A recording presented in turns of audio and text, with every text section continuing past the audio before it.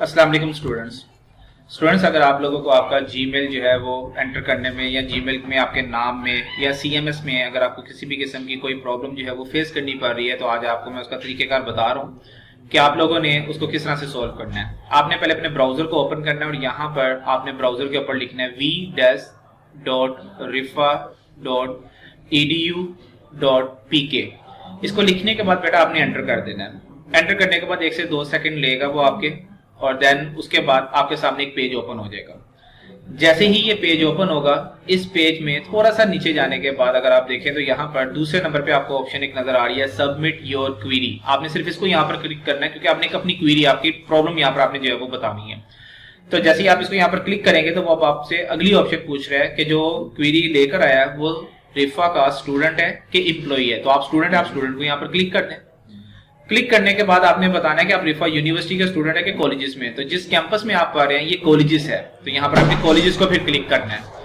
Colleges को click करने के बाद आप लोगों को वो एक नया पेज जो है वो यहाँ पर ओपन करेगा, और उस नए पेज के ऊपर 1 से 2 मिनट वो यहाँ पर लेता है मैक्सिमम, हार्डली, वरना 1 मिनट के अंदर अंदर ये पेज ओपन हो जाता है। जैसे ये पेज ओपन होगा तो इस पेज में देखिए आपके यहाँ पे लिखा हुआ है ईमेल। आपने इस ईमेल वाले में जो आपका ऑफिशियल ईमेल एड्रेस है वो बेटा आपने यहाँ पर एंटर करना है, जो हेड ऑफिस की तरफ से आपको दिया गया हुआ है। अगर आप उसके अलावा कोई लॉगिन करेंगे तो वो आपको लॉगिन नहीं करने देगा। तो यहाँ पे ऑफिशियल वाला लिख रहा हूँ AF20LHB0433, आगे लिखा हुआ @student.ric.edu.pk। लिखने के बाद आपने इसको सबमिट कर देना है। देन जब आप इसको सबमिट करेंगे तो वो 1 मिनट आपको यहाँ पर लेगा, क्योंकि वो अभी आपकी जो रिक्वेस्ट है वो आपके जीमेल के ऊपर जो है फॉरवर्ड कर रहे हैं इस वक्त। तो पहले वो वेरीफाई करेगा। जैसे ही उसने वेरीफाई कर लिया तो उसने आपको बता दिया है कि जो लिंक है वो आप लोगों की जीमेल के ऊपर जा चुका हुआ है। अगर आप अदर लॉगिन से आएंगे तो वो आपको ये वाला मैसेज नहीं देगा। तो दूसरी तरफ आपका जो है वो ऑफिशियल जीमेल वो आपका ओपन होना चाहिए। उसमें देखिए पहले नंबर पे आ रहा है RIC हेल्प डेस्क। आपने इसको यहाँ पर जो मेल आई हुई है आपने इसको क्लिक करना है। उसके बाद यहाँ पर एक ऑप्शन आ रही है click the link to log in. आपने जो भी आपका इश्यू है उसके लिए आपने इस लिंक को यहाँ पे क्या करना है, क्लिक करना है। क्लिक करने के बाद आगे का काम बड़ा सिंपल सा काम है, जो आप लोगों ने यहाँ पर जो है वो अपना प्रोसीड करना है। इस काम के अंदर आप लोगों ने यहाँ पे देखे तो आपके साइड के ऊपर एक वर्ड आ रहा है समरी। समरी में जो भी आपका इश्यू है आपने उस इश्यू को यहाँ पे लिखना है। लाइक मैं कहता हूँ जी लॉगिन इश्यू। अब लॉगिन इश्यू अगर बेहतर होगा आप इसके साथ ये भी यहाँ पर लिख देंगे वो लॉगिन इश्यू किस चीज का लॉगिन इश्यू है, तो वो अगर आप साथ लिख दें तो ज्यादा बेहतर हो जाएगा आपके लिए। लाइक मैं यहाँ पे लिख देता हूँ कि CMS लॉगिन इश्यू है। तो जो CMS का लॉगिन इश्यू है उसके बाद फिर नीचे बताऊंगा यहाँ पर कि I am unable to login। तो यहाँ पर स्टूडेंट्स मैं यहाँ पे इसमें लिख देता हूँ, थोड़ी सी मिस्टेक हो गई, इसको दोबारा इसलिए करेक्ट कर रहा हूँ। I am unable to login my Gmail। जो भी आपका CMS है या Gmail जो भी आपने वो यहाँ पे लिख देना। लिखने के बाद आगे एक ऑप्शन आपके पास आ रही है जिसमें लिखा हुआ है कैटेगरी। आप लोगों ने अपनी कैटेगरी लिखनी है। कैटेगरी को जब आप क्लिक करेंगे तो आपका चूंकि लॉगिन इश्यू है तो देखें वो वहां पे आपको नजर आ रहा है लिखा हुआ, आप लॉगिन इश्यू को क्लिक कर दें। अगर कोई और आपका एरर है, लाइक आपके नाम का एरर है, तो इसमें एक अदर की ऑप्शन है, फिर आपने अदर को मेरा बेटा यहाँ से क्लिक कर देना है।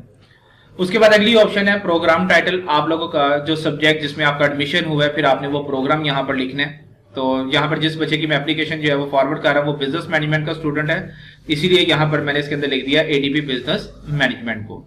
और देन अगले नंबर पे स्टूडेंट ID, जो आपका रोल नंबर जो इदारे की तरफ से आपको दिया गया हुआ है, फिर आप लोगों ने अपना रोल नंबर यहाँ पर एंटर करना है। क्योंकि जिस बच्चे की रिक्वेस्ट थी उसी का रोल नंबर जो है वो यहाँ पर मैं दोबारा से एंटर कर रहा हूँ।